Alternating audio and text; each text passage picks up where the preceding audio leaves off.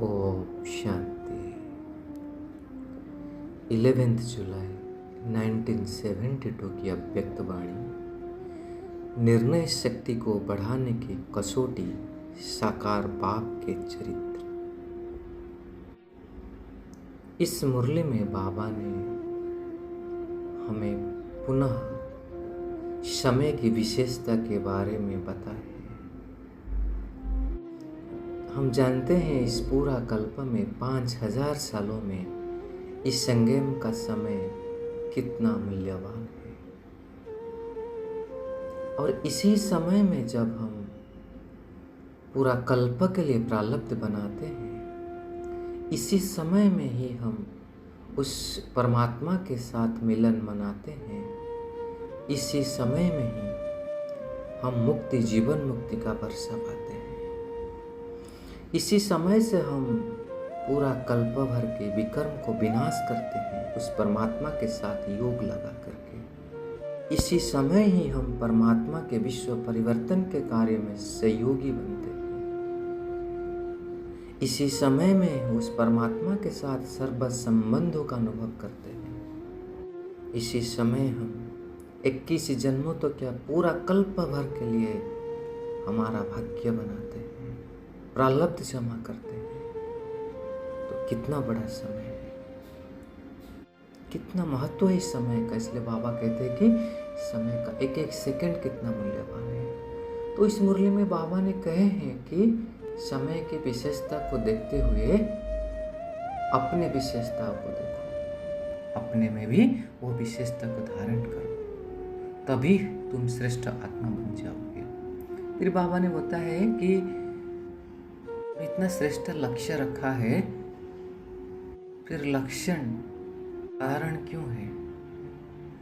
जब कोई विघ्न आते हैं, विघ्नों को निवारण क्यों नहीं कर पाते? उसके कारण बाबा ने बताया कि निर्णय शक्ति की कमी।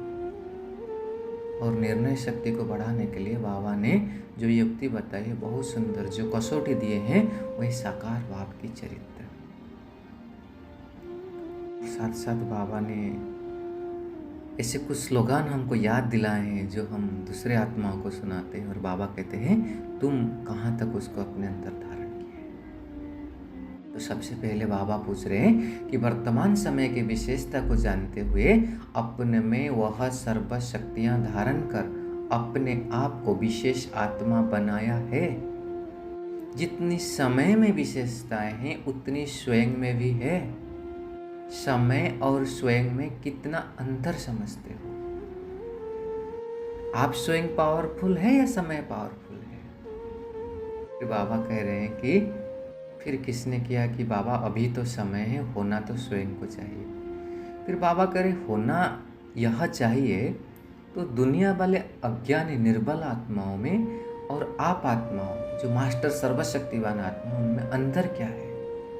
कि वो लोग तो ऐसे कहते हैं ना, होना चाहिए होना चाहिए। तो ज्ञानी और अज्ञानी में क्या अंतर रहा? अज्ञानी लोग कहते हैं चाहिए चाहिए, और ज्ञानी लोग भी चाहिए कहेंगे तो बाबा ने कह रहे हैं कि उनका है कहना और ज्ञानियों के होता है करना। ये अंतर होना चाहिए। वो सिर्फ कहते हैं, आप तो करते हो ना, फिर अंतर क्यों है? फिर बाबा ने कहे अपने आप से पूछो कि समय को क्या क्या विशेषताएं हैं और उन विशेषताओं में से मेरे में क्या विशेषता कम है। तो इस समय को, विशेषताओं को निकालो तो अनेक विशेषताएं दिखाई देगी।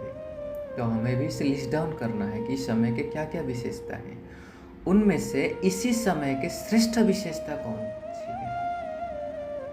बाबा करे कि संगम का समय चल रहा है, श्रेष्ठ बनने का समय तो है, लेकिन समय को श्रेष्ठता क्या है जो और कोई समय को नहीं हो सकती है। तो बाबा कह रहे हैं इस संगम युग की विशेषता यह है कि संगम युग का हर सेकंड मधुर मेला है, जिस मेले में आत्माओं का बाप से मिलन होता है। यह विशेषता और कोई भी युग में नहीं है। वह यही है बाप और बच्चों का मिलना अथवा मिलन। तो यह सबसे श्रेष्ठ विशेषता, ये बाप और बच्चों का मिलन। बाबा ने पूछे, इस विशेषता को सदा अपने में धारण करते हुए चलते हो? जैसे संगम युग का हर सेकंड का मेला है, वैसे हर समय अपने आप को बाप के साथ मिलन मनाने का अनुभव करते हो? या इस मेला में चलते चलते कब बाप दादा का हाथ छोड़ देते हो और मिलन मनाने से वंचित हो जाते हो? बाबा बोल रहे, पूछ रहे हैं हमें। बाबा के जैसे कोई मेले में जब कोई एक बच्चा होता है और वो माँ बाप का हाथ को छोड़ देता है तो क्या होता है? जब माँ बाप से बिछड़ जाता है तो साथ छोड़ देंगे तो क्या उसके वो खुशियों प्राप्ति अनुभव होगी? खुशी के बजाय वो अशांत हो जाएगा। तो ऐसे अपने आप को देखो कि मेले में सदा खुशी की प्राप्त कर रहा हूँ, सदा मिलन में रहता हूँ। जो सदा मिलन में रहेगा उसकी निशानियां क्या होगी, उसकी विशेषताएं क्या होगी? वो विशेषता क्या है? बाबा कह रहे हैं कि अगर हम सदा मिलन मेला में रहते हैं या अतीन्द्रिय सुख का अनुभव में रहते हैं तो उसकी विशेषता होगी कि जो सदैव मिलन में मगन होगा वह कभी कोई विघ्न में नहीं आएगा, कि मिलन विघ्न को हटा देता है। वो विघ्न विनाशक होगा। मिलन को ही लगन तो कहते हैं ना। तो बाबा कहते कई भी प्रकार के विघ्न आता है और बच्चे विघ्न के बस हो जाते हैं। तो इसी से क्या सिद्ध होता है कि सदा मिलन मेला नहीं मनाते हैं। इसलिए बाबा बार बार कह रहे कि समय को पहचानो और समय का लाभ उठाओ। बाबा कहते अपने आप को यह सूचना दो, सिर्फ दूसरे को नहीं दो। फिर बाबा कहते जैसे कोई बड़ा मेला लगता है ना, उसी का भी तो समय फिक्स होता है ना, कितना दिन लगेगा, इस टाइम से इस टाइम लगेगा। तो उसी समय के अंदर उस मेला को मनाने का प्रयत्न किया जाता है और उसी समय के अंदर जो आत्मा जाएंगी वो उस मेला का आनंद ले सकते हैं। तो बाबा कहते हैं वैसे ही इसी संगम के मेले को अगर अब नहीं मनाया तो क्या फिर कब यह मेला और लगेगा? जबकि सारे कल्प के अंदर यह थोड़ा समय ही बाप और बच्चों का मेला लगता है, तो इतने थोड़े समय के मेले को क्या करना चाहिए? बाबा कह रहे हर सेकंड मनाना चाहिए, क्योंकि बहुत थोड़े से समय हैं और उसमें से कितना साल चला गया, उसमें से हम कितने लेट में आए और अभी कितना समय बचा है। इसलिए बाबा के हर सेकंड मनाओ। तो समय की विशेषताओं को जानते हुए अपने में भी वह विशेषता को धारण करो, तो स्वतः ही श्रेष्ठ आत्मा बन जाएंगे। बाबा के लक्ष्य तो सबका है श्रेष्ठ बनने का, फिर भी पुरुषार्थ साधारण क्यों चलता है? लक्ष्य श्रेष्ठ है तो फिर लक्षण साधारण क्यों? बाबा कह रहे क्योंकि लक्ष्य को भूल ही जाते हो। बाबा कहे फिर लक्ष्य को भूल क्यों जाते हो? कोई भी विघ्न व निवारण करने की शक्ति कम है क्या? क्यों कम है? क्या कारण है? निवारण क्यों नहीं कर पाते? तो बाबा कह रहे हैं कि निवारण करने की शक्ति कम है। बाबा कह रहे हैं निवारण न करने का कारण क्या है? कौन सी शक्ति की कमी है? वह है निर्णय शक्ति। जब तक निर्णय नहीं कर पाते तब तक निवारण भी नहीं कर पाते। अगर निर्णय कर लो तो निवारण भी कर लोगे, लेकिन निर्णय करने में कमी रह जाती है। और निर्णय क्यों नहीं कर पाते हो?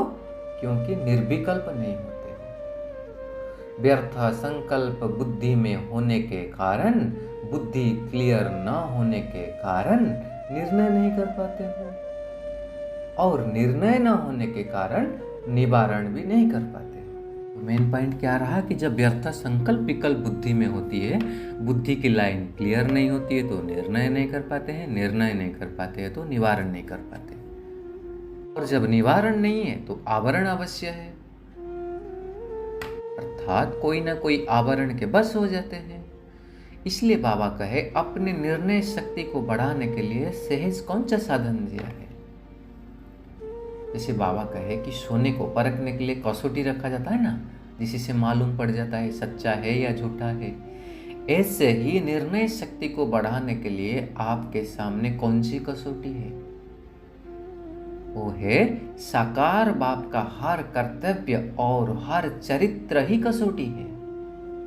जो भी कर्म करते हो, जो भी संकल्प करते हो, अगर इसी कसौटी पर देख लो कि यह यथार्थ है व यह यथार्थ है, व्यर्थ है व समर्थ है, चेक करो बाबा। इस कसौटी पर देखने के बाद जो भी कर्म करेंगे वह सहज और श्रेष्ठ होगा। तो इसी कसौटी को ही साथ नहीं रखते हो, इसीलिए मेहनत लगती है, फिर हम मूंझ जाते हैं क्या करें क्या नहीं। तो जो सहज युक्ति है इसी को ही भूल जाते हो, इसी कारण विघ्नों से मुक्ति पा नहीं सकते। अगर सोने के काम करने वालों के पास कसौटी ठीक नहीं हो तो क्या होगा, धोखा खा लेंगे ना। ऐसे ही अगर यह कसौटी सदा साथ स्मृति में ना रहे तब मुश्किल अनुभव करते हो। वह करे है तो सहज ना, फिर मुश्किल क्यों हो जाता है? क्योंकि युक्ति को यूज नहीं करते हो। युक्ति यूज करो तो मुक्ति जरूर हो जाएगी। इसलिए बाबा क्या कहते हैं, युक्ति से मुक्ति। तो कौन सी युक्ति दिया, कसौटी दिया, वही साकार बाप के चरित्र को सामने रखो। बाबा कहे चाहे संकल्प के तूफान से, चाहे कोई भी संबंध द्वारा या प्रकृति द्वारा या समस्याओं द्वारा कोई भी तूफान व विघ्न आते हैं ना, उसी से मुक्ति न पाने का कारण यह युक्ति नहीं है, युक्ति युक्त नहीं बने।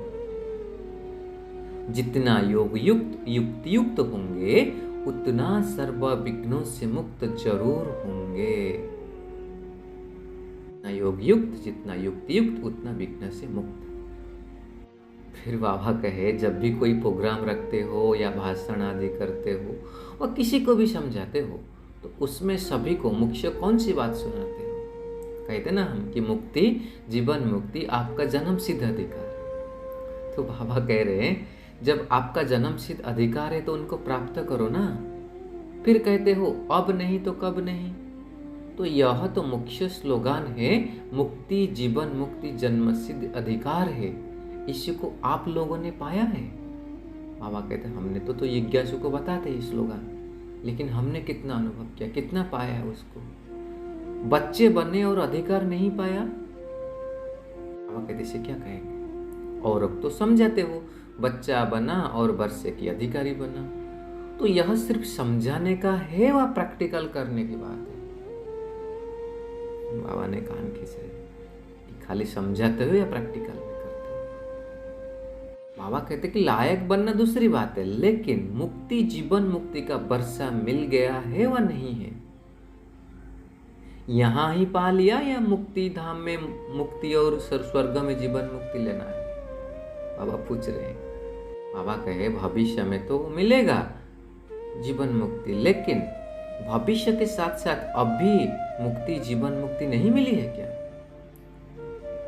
बहुत इंपॉर्टेंट प्रश्न बाबा पूछ रहे हैं कि जब भाप अभी मिला है तो फिर वर्षा भी अभी मिला है या भविष्य के दिलासे पर चल रहे हो? किसने बोला कि चेक मिला है? बच्चों को चेक नहीं दिया जाता है, बच्चे तो बाप के हर चीज पर अधिकारी होते हैं। अब कहते बच्चे को क्या चेक देंगे, वो तो बाप की सारे प्रॉपर्टी का अधिकार को चेक का दिलासा नहीं दिया जाता है। तो प्रैक्टिकल जो वर्षा है वह अभी प्राप्त होता है। तो हमें भी अनुभव करना है कि वर्तमान संगम युग के समय में बाबा की जो वर्षा का अधिकारी मैं कितना बना, मुझे कितना अनुभव हो रहा है। जीवन बंध के साथ ही जीवन मुक्ति का अनुभव होता है, वहां तो जीवन बंध की बात ही नहीं है ना, क्योंकि सत्ययुग में कोई कंट्रास्ट ही नहीं है, सब सुख ही सुख है। तो जब कंट्रास्ट है तभी तो सुख का ज्यादा मजा आता है ना। तो अभी जीवन बंद है तो इसलिए जीवन मुक्ति का अभी अच्छा सा अनुभव होगा। वहां तो सिर्फ उसी प्रारब्ध में होंगे। मुक्ति धाम के मुक्ति का अनुभव जो अभी कर सकते हो वो वहां नहीं कर सकते हो, बाबा करे मुक्ति धाम में। तो इसलिए यह नहीं समझना कि मुक्ति जीवन मुक्ति का जन्म सिद्ध अधिकार भविष्य में पाना है, नहीं। जब से बच्चे बने तो वर्षा भी पा लिया है, बाकी रहा आज्ञाकारी वफादार और फरमान बरदार कहां तक बने। बाबा कहे वो नंबर बार है। बाबा के वर्षे के अधिकारी तो बन जाते हो, उसी वर्षे को जीवन में धारण करने के, उसी से लाभ उठाना वह हर एक की अवस्था पर है। वर्षा देने में बाप कोई अंतर नहीं करता, लायक और नालायक बनने पर अंतर हो जाता है। इसीलिए कहा जाता है कि जन्म सिद्ध अधिकार अपने आप में सदा प्राप्ति करते हो। मुक्ति की अवस्था का अनुभव अगर करते हो तो मुक्ति होने के बाद जीवन मुक्ति का अनुभव ऑटोमेटिकली हो जाता है। क्योंकि जीवन में तो हो ना, शरीरधारी हो ना, जीवन में रहते हुए देह और देह के संबंध और पुरानी दुनिया की आकर्षणों से मुक्त हो, इसी को ही जीवन मुक्त अवस्था कहा जाता है। तो वर्तमान जीवन मुक्त अवस्था का अर्थ क्या है? इस जीवन में रहते, संबंधियों के साथ रहते, पुरानी दुनिया के आकर्षण में रहते हुए भी उस आकर्षण से मुक्त होना। ये बाबा के वो अभी अनुभव करना है ना कि भविष्य में। भविष्य में तो यहाँ की प्राप्ति की प्रारब्ध मिलती है बस, लेकिन प्राप्ति का अनुभव अभी होता है। वह श्रेष्ठ कर्म का सिर्फ प्रारब्ध है, लेकिन श्रेष्ठ कर्म अभी होता है ना, तो प्राप्ति का भी अनुभव अभी होगा। इसलिए भविष्य के दिलासे पर सिर्फ ना रहना। बहुत इंपॉर्टेंट पॉइंट हम स्वयं को पूछने का, चेक करने का कि हम भविष्य के दिलासा पर रहते या अभी अनुभव करते। तो बाबा कहे कि चेक रख, अपनी चेकिंग में रह जाओ। ऐसे नहीं करना कि बाबा से चेक ले लिया और चेकिंग में सिर्फ रह जाना। अपने आप को देखो कि बाप द्वारा जो वर्षा मिला है, इसी को कहाँ तक प्राप्त कर हम चल रहे हैं। आपने तो दे दिया है, अधिकारी का अधिकार कोई छीन नहीं सकता है।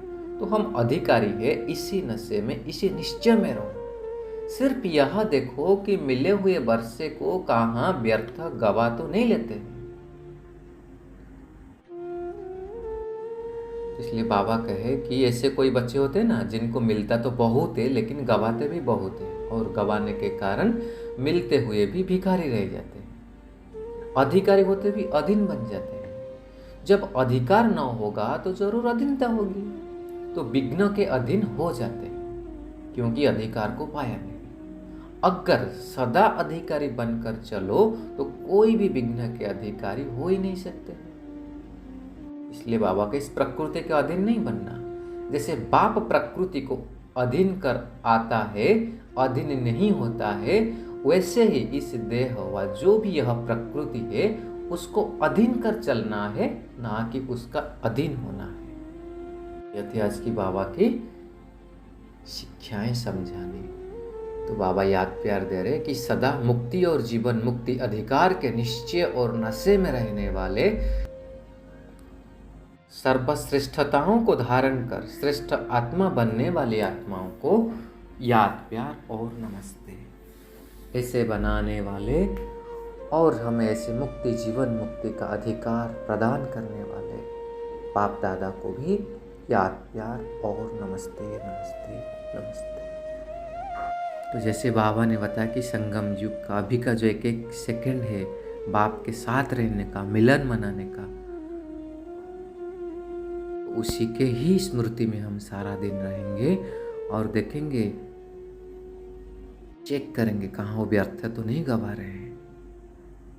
और निर्णय शक्ति को बढ़ाने के लिए बाबा ने जो कसौटी दिया ना, साकार बाप के चरित्र को सदा सामने रख करके कर्म करेंगे तो विघ्न से स्वतः बच जाएंगे। अच्छा, ओम शांति। शुक्रिया बाबा।